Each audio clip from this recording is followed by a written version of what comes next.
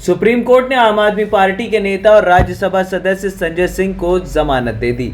Justice Sanjeev Khanna, justice Dipankar Datta और justice PB Varale की bench ने मामले पर सुनवाई की। संजय सिंह की तरफ से कांग्रेस नेता और senior advocate Abhishek Manu Singhvi court में पेश हुए। उन्होंने दलील दी कि उनके क्लाइंट के खिलाफ कोई केस नहीं बनता। उन्होंने कहा कि ईडी ने सिंह की गिरफ्तारी में नेसेसिटी टेस्ट का पालन नहीं किया। दरअसल संजय सिंह की गिरफ्तारी के बाद जब ईडी ने उनकी हिरासत मांगी तब उन्हें मुख्य साजिशकर्ता करार दिया गया था। हालांकि संजय सिंह दिल्ली के कथित शराब घोटाले में आरोपी नहीं है, जिसकी जांच सीबीआई कर रही है, बल्कि ईडी ने उन पर कथित घोटाले से प्राप्त आय को वैध बनाने का आरोप बनाया था। इसको और आसान शब्दों में कहें तो संजय सिंह का केस बिल्कुल दिल्ली के मुख्यमंत्री केजरीवाल की तरह ही है। केजरीवाल भी शराब घोटाले में भ्रष्टाचार के आरोपी नहीं है, बल्कि उन पर भी मनी लॉन्ड्रिंग का आरोप है। पीएमएलए कानून यानी प्रिवेंशन ऑफ मनी लॉन्ड्रिंग का सेक्शन 3 गैर कानूनी तरीके से हासिल धन को छिपाने को भी अपराध मानता है। अब ईडी ने अपनी डिमांड एप्लीकेशन में कहा था कि संजय सिंह ने दिल्ली की 2021-2022 की एक्साइज पॉलिसी के जरिए अवैध धन, रिश्वत, लाभ हासिल किया जो अपराध की आय के दायरे में आता है। वो शराब कारोबारियों से रिश्वत इकट्ठा करने की साजिश में शामिल रहे। संजय सिंह का साल 2017 से दिनेश अरोड़ा से घनिष्ठ संबंध है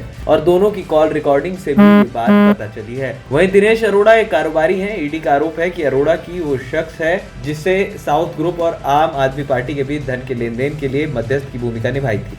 ईडी का दावा है कि अरोड़ा ने संजय सिंह के कहने पर कई रेस्टोरेंट मालिकों से बातचीत की थी और आगामी चुनाव के लिए पार्टी फंड में 82 लाख रुपए के चेक की व्यवस्था की। ईडी ने यह भी आरोप लगाया कि संजय सिंह के सहयोगी सर्वेश मिश्रा के माध्यम से आप नेता को 2 करोड़ रुपए नकद दिए गए थे। सर्वेश मिश्रा भी पीएमएलए के तहत आरोपी हैं। आपको बता दें कि दिनेश अरोड़ा सीबीआई वाले केस में 2022 में सरकारी गवाह बन गए थे और उन्हें जमानत मिल गई थी। फिर जुलाई 2023 में ईडी ने उन्हें गिरफ्तार किया था और ईडी के केस में भी वो सरकारी गवाह बन गए थे। ऐसे में आप नेता संजय सिंह के खिलाफ पूरा मामला दिनेश अरोड़ा के बयान की सत्यता पर निर्भर है। वहीं सुप्रीम कोर्ट में सुनवाई के दौरान संजय सिंह के वकील अभिषेक मनु सिंघवी ने दलील दी कि दिनेश अरोड़ा ने अपने 9 स्टेटमेंट में संजय सिंह का कोई जिक्र नहीं किया और 10वें स्टेटमेंट में उनका नाम लिया। उन्होंने कहा कि संजय सिंह की गिरफ्तारी के 5 महीने बाद भी ईडी कोई खास सबूत नहीं जुटा सकी। जैसे अगर दिनेश अरोड़ा ने संजय सिंह को 2 करोड़ रुपए दिए तो ये रिकवर होना चाहिए था। इसके अलावा दिनेश अरोड़ा के और दावों की दूसरे गवाहों से पुष्टि भी होनी चाहिए थी। ईडी ने संजय सिंह पर आरोप लगाया था कि उन्होंने अरोड़ा के माध्यम से ये अभियुक्त समीर महेंद्रू और समीर बोनपल्ली से 2 करोड़ रुपए की अपराध की आय या घूस प्राप्त की थी। सिंघवी ने कहा कि अगर समीर महेंद्रू ने साफ कहा है कि उन्होंने इस तरीके की कोई घूस नहीं दी।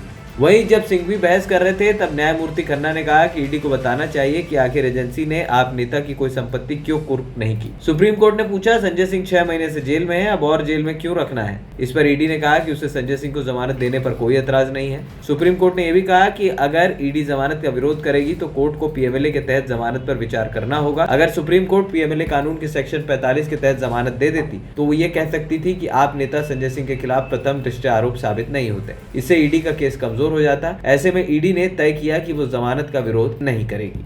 एएनपी टाइम्स की रिपोर्ट।